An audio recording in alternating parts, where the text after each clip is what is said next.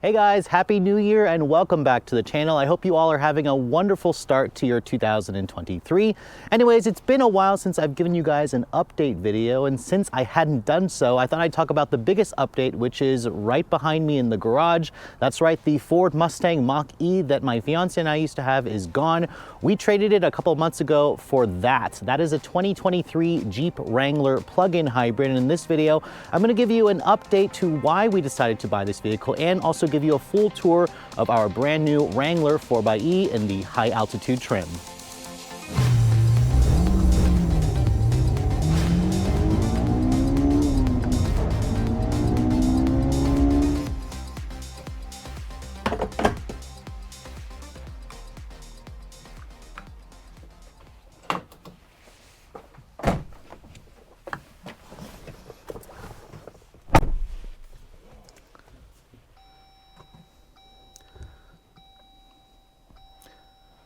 And you can see the car is showing about 24 miles on a full charge. Remember, this is a plug-in hybrid.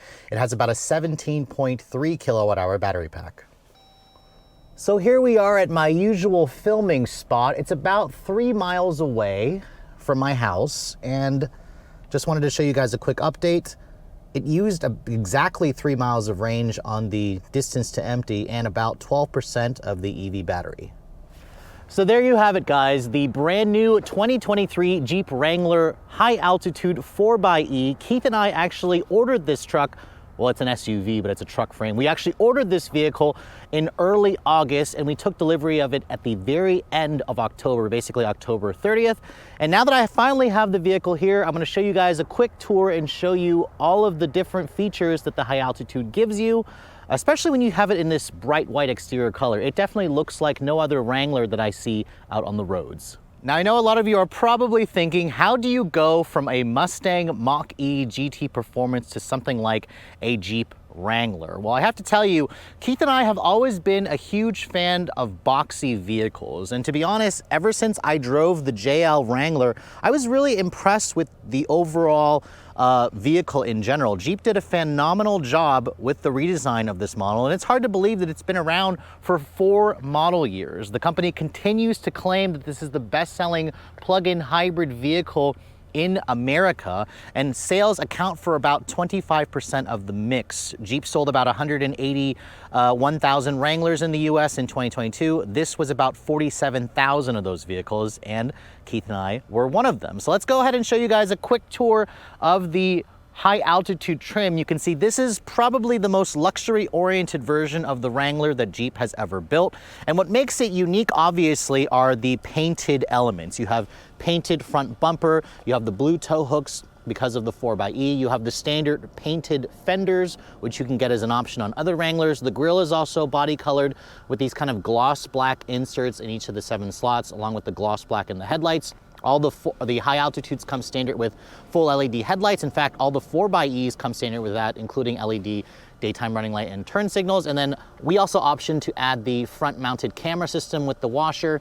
Not really needed because we probably won't do crazy off-roading with this vehicle, but it's nice to have that front camera system to show you guys, again, what's in front of the vehicle. Now, moving around the rest of the profile, the high altitudes and the 4xEs only come as a 4-door version, which means it has a 188-inch long overall length, 118-inch long wheelbase. This is technically a smidge larger than the Bronco. And if you're wondering why didn't we go with a Bronco, that's because Ford doesn't offer an electrified version just yet. We really like the aspect of going with the EV or electrified or a pure EV. And the 4xe Wrangler is certainly a unique vehicle. Now, for 2022, I believe, this is where Jeep added a new wheel on the high altitude. You can see it's a 20-inch wheel with kind of like a 2-tone graphite gray and machine look on the actual wheel itself. These are pretty beefy tires, a 275 by 55 R20 Bridgestone road tire. Again, you could upgrade these easily to an all-terrain tire, but this is more of the street-oriented model. It's gonna give you a slightly better ride quality versus other trims of the Wrangler. As you guys saw earlier, this is the charge port door for the vehicle. I like that it's actually metal. It's just got the included J1772 plug. This vehicle will roughly charge in about 2.5 hours on the level 2 that you guys saw, that the charge point charger that's at my home. And then you can see the high altitudes also include the body color side mirrors and the body colored door handles and hinges, which again, give it a really clean look. The roof, you can see we also added the One Touch Sky power soft top, which is like a $2,000 upcharge. The fuel door you can also see is painted, which is definitely nice. It kind of gives this car a baby G-Wagon look, and that's kind of what my fiance Keith was really liking. One of these days we have our eyes set on a G-Wagon, preferably the EQG, the all-electric one whenever that comes out. But this model here obviously kind of gives you that somewhat of that look overall, and I have to say I really like it in this all-white exterior color. We were thinking to get kind of like a cover, a hard plastic cover that's painted for the rear spare tire. As you can see, it's got a full-size matching wheel just to kind of finish off that look. And I know you guys are probably LOLing at the plate. That came off of the Mach E. We'll eventually replace that. Keith was thinking he'd want to put something that says Jeep Wagon because G-Wagon, if you get that little joke there. But again, it's just going to be a silly plate to kind of finish off the look of this car. But from this angle here, I really like the way the Wrangler looks. I know that Jeep is working on a refreshed model coming probably for 2024 or 2025, but this model here still looks really, really nice. Now, the interior you can see, we have the global steel gray with the two-tone black. The high altitudes have their own special interior seat trimmings. You can see it's got some copper stitching. And I thought I'd also show you guys the MSRP of this vehicle because you guys are probably wondering what this car goes for. Now, the 4xe, they started around 50 grand for the Willys for 2023. This is based off of the Sahara trim. It starts at 55,865. This preferred package is the high altitude package for 5,800 bucks. That essentially gives you all the extras that the car has with the high altitude trim. And also, we also added the cold weather group, the advanced safety tech. So this is one of the few Wranglers that has adaptive cruise control. That's where the cameras and the sensors live in the windshield, and then the One Touch Sky roof, about $2,050. And then the all-weather mats, 170 bucks with destination, which these are built in Toledo, Ohio. Total price came to $68,640, which again is actually almost the same price as the Mach E that we bought a little over a year and a half ago. And according to the EPA, this car will get 20 mpg combined, or 20 mpg combined only for the gas engine, 49 mpg E, 22 miles of electric only range, which you guys saw. 24 is what we actually get. 25 is the most that we've seen. This vehicle roughly will go about 400 miles on a full tank with electricity as well. 370 is what it's rated on the gas engine. So overall, it's got relatively good efficiency for a Wrangler. Now, underneath the hood of the 2023 Wrangler 4xe, you have a pretty complex mix of powertrains here, but the main takeaway that you should take from this engine is it's a plug-in hybrid, so it has the ability to run on gas or electric power or a combination of both. Now, this was the first Jeep vehicle to introduce the 4xe powertrain, and as you can see, this pairs the company's 2-liter turbocharged direct injection 4-cylinder with an electric motor that's sandwiched between the transmission and the engine. It's an 8-speed automatic that has the electric motor built in there, so it essentially gets rid of that torque converter for that electric motor, and it is all powered through a 17.3 kilowatt-hour battery pack. Now, the electric motor on its own delivers 134 horsepower and 181 pound-feet of torque. That is not a lot of power for a vehicle that weighs a little over 5,200 pounds. Thankfully, the gas engine also delivers 270 horsepower. Combined output is 375 horsepower and 470 pound-feet of torque.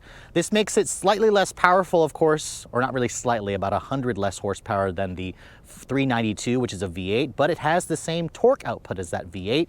And like I said earlier, 4-wheel drive is standard on these models with an 8-speed automatic transmission. 20 mpg is the combined rating, 49 is the mpg E rating when you drive it with some electric juice in the battery pack. And I've actually already tested this model 0 to 60 wise. It can get to 60 in as quick as 5.2 seconds, which is just insane for a Wrangler. Obviously, it's not the quickest Wrangler, but this is still a silly quick Wrangler. That's only achieved when you're driving it in the hybrid mode, not in just the EV mode. It's significantly slower. These vehicles will still tow a maximum of 3,500 pounds. And you can see here, aside from like a green cable over there, it looks basically like the same 2-liter that you'll find in the regular Wrangler. Now, I do want to show you guys really quick where the battery pack lives.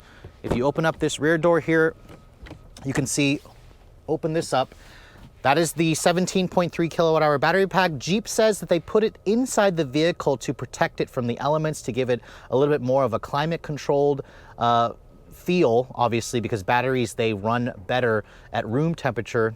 But of course, if the vehicle is, or if it's parked outside in the cold or in the heat, this is still going to be affected, but at least you should know it is not kind of in the way, especially if you do plan on taking this vehicle off-roading. So I want to show you guys a little more detail on the interior that Keith and I chose for our Wrangler. But before I do that, here is the key fob for the vehicle. You can see this is the same very sturdy, heavy-duty switchblade key that they introduced on the Wrangler about 4 years ago. You can see it's got the usual buttons: unlock, lock, remote start, honk the horn. You can't open up the lift gate because it's not power, it's a swing out gate. And because we are also the owners of this car, I typically don't have access to this. I can also show you guys the Jeep app. You can see this is what the Jeep app looks like. You can actually unlock it, lock it, remote start it. You can honk the horn. You can do a vehicle health report. You can ping the car and contact your dealership, all from the Jeep app. The Jeep app works okay. It's a little bit laggy at times, especially when you're trying to communicate to the car to remote start it or lock and unlock it. It takes a couple of minutes depending on your signal, of course, but it is nice for a Wrangler at the fact that Jeep offers that kind of ability to use the vehicle or access it through your smartphone. Now, opening up the door, you can see these doors all still come off. I haven't personally done it yet on the car because we took delivery in the cold, so I haven't had the need to do that yet. However, you can see we opted for a really unique interior color combination called Global Steel Gray with the black two-tone. This interior is unique to the high altitude trims because, as you can see, the high altitude gives you a higher quality leather material with some copper stitching on this model and some contrasting stitching. These seats are also a lot softer and more supportive than other trims of the Wrangler. Even the head restraint, you can see, is actually a little bit on the softer end. I remember when I first drove the JK Wranglers, the headrest literally felt like I was hitting my head up against a rock. The door panel, you can see there's a soft touch injection molded plastic with more of the leather stitching on the armrest pad. And you can see it's got a silver painted plastic door handle with your door lock switch here. There's a little bit of netting right there for some storage. The steering wheel also has a pretty unique look to it with the copper stitching. It all just makes for an interior that is a lot nicer than your average Wrangler, which is nice. Now, the high altitude trim comes with about 10 inches of ground clearance. The Rubicon, if you guys want, will give you like an extra 2 inches of ground clearance. 10 inches is plenty, especially if you don't plan to go do some serious off-roading. The door has a nice solid sounding thunk, which is something that I really like, and that's something that Keith really likes about Wranglers in general, which is nice. Start stop button is right there. You can see when you turn the vehicle on, it gives you the typical FCA or Stellantis starter hiccup noise, although because it's a plug-in hybrid, it just says ready there. That's how you know it's ready to drive. It tells you the how many miles you have. Actually, just sitting here with the car on, it consumed about 4% of range when I left it on for probably 15 minutes. So again, it is kind of cold outside. It's about 43 degrees, so kind of keep that in mind if you guys are planning to drive this car in mostly colder climates. But you can see the high altitudes also give you genuine stitching with a leather material over the dash, which is unexpected in a Wrangler. It's even on this portion of the dash, again, unique to the high altitudes. This has the 8.4-inch Uconnect 4 head unit. This is the older system, which means it doesn't have wireless CarPlay. Instead, you have a USB-A dongle that you have to plug in, and this is kind of the oldest part about the Wrangler. Is this screen used to be really, really high-tech, and it's still usable. It's still perfectly acceptable. But again, it's starting to look a little bit small. I expect Jeep for the refreshed Wrangler to come out with their larger Uconnect 5 system, maybe to go to a 10.25-inch display, but they're gonna have to redesign this dash to accommodate that size. You can get a smaller display, a 7-inch display, if you guys don't go for the higher trims. Now, there are a couple of elements here that remind you this is a Wrangler. You can see a lot of exposed screw heads. The lower part of the dash is covered in hard touch plastic, but I love the big knobs here for the volume, for the tuning, the climate. You still have dual zone climate control, and you also have their max regen function, where this car almost gives you their version of one pedal driving. Your drive mode selector is down here. There's a hybrid, electric, and an e-save mode. The vehicle defaults all the time to hybrid, where it's trying to consume all the battery pack first unless you ask for more acceleration. Electric mode gives you basically full EV mode, although if you floor the accelerator, it will turn the gas engine on to give you maximum power. And then the steering wheel, like I said earlier, It's a tilt and telescoping, but it doesn't really give you that much of adjustability and range. The horn sounds good. It doesn't sound puny or wimpy, which is nice. It's appropriate given the size of the vehicle. And then down here, the window controls, I've never liked them on Wranglers because I think they're super finicky. For example, they are one touch down for all four, but it's not one touch up for any of them, and that's kind of annoying. And you also can't really do this in sequence very well and doing it with all four windows in mind. So that's something to keep in mind if you like to open and close the windows automatically all the time. You can see there's a USB-C and an A port over here, which I don't use this port because it gets in the way of the shifter. You can see you've got a big traditional shifter for the 8-speed automatic with a manual mode, which automatically wakes up the engine as soon as you put it into manual mode. You can see every time the engine turns on, it's constantly reminding me that it's a 4-cylinder. It's just droney, and it's just noisy, so I don't love the way the engine sounds. All Wrangler 4xEs come with a part-time 4-wheel drive system, 2-high, 4-high auto, and you also have neutral and 4-low. So again, a real 4-wheel drive system, and if you go for the Rubicon, you can get a front axle disconnect and a sway bar disconnect and whatnot, so that's all really nice. You can see storage, 2-level storage in here, which is pretty nice. You have a padded armrest, and then one of the best options that we decided to get is this. This is the one-touch sky roof. For $2,000, you can see on other trims it's about $4,000, but it really gives you easy access to the open air motoring in a Wrangler. Now, unlike the Bronco, the Jeep Wrangler still has this big bar that goes across, which does kind of take into the space or into the view. But you can see this is probably the best part. And it's one of the reasons why we ended up buying a Wrangler is because of all of this open top feeling. Now, in terms of the back seat area, let me go ahead and show you guys what that looks like. You can see legroom back here, thank you, the engine shut off, is around 37 inches. You can see materials are carried over from the front. I said earlier that these seats, they have the ability to fold down, and you can do so by just flipping out that bottom section and folding that down. You can see it doesn't give you a completely flat floor because the battery here raises it up slightly, but you do have features like rear seat air vents, but no heated rear seats. But Jeep does give you some USB outlets back here, 4 of them actually, along with a actual household power outlet. Now I want to show you guys the cargo area before I end this video up, and you can see, like I said earlier, it's got a manual opening swing out tailgate. That's what Wranglers have always had, and I love the body colored bumper that you get back here. It just really gives it a cleaner look. Underneath this floor area here, you can see there's your mobile charger that this car comes with from the factory. It's not extra. And you can see, like other Wranglers, you have this cool little area here where you can store all the nuts and bolts if you plan to take off the roof, the door hinges, or the windshield. This little panel still pops off, so in the summertime or in the spring, Keith and I will definitely utilize taking that off and going with the full or the bigger open air experience. And then we also have the upgraded Alpine sound system, which sounds pretty good. It's a little bit bass heavy, but you can see if you want to actually put this stuff for cargo, the 4xE definitely raises up the floor because of that battery pack. But you get, I believe it's around 67 cubic feet of total storage space, and with the seats up, you get around a little over 30 cubic feet, which is pretty good considering the fact that Wranglers tend to be not the most practical vehicle, but there's a reason why they only offer it on the 4-door. So there you have it, guys, our brand new 2023 Jeep Wrangler 4xE high altitude. In terms of modifications, I know a lot of you are probably asking, Keith and I may at some point put some fatter, meatier all-terrain tires on it. We'll probably also get the front windows tinted because it feels like you're driving around in a fishbowl when the front windows are untinted.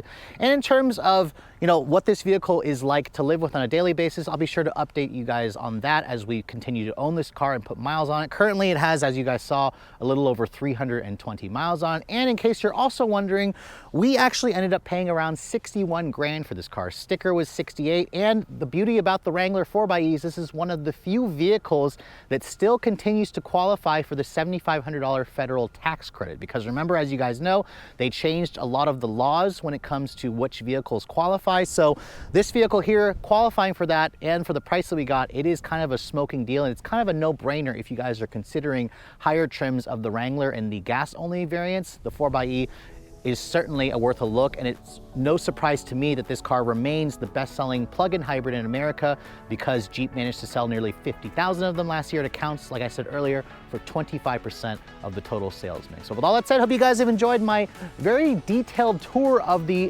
2023 Wrangler 4xE high altitude that my fiance and I bought. If you're also looking to see the latest cars that I'm testing, be sure to follow me on Instagram at Redline_reviews, like us on Facebook, and as always, guys, please keep subscribing to the Redline Reviews YouTube channel for all the latest reviews. Thank you so much for watching. I'll catch you all in the next video.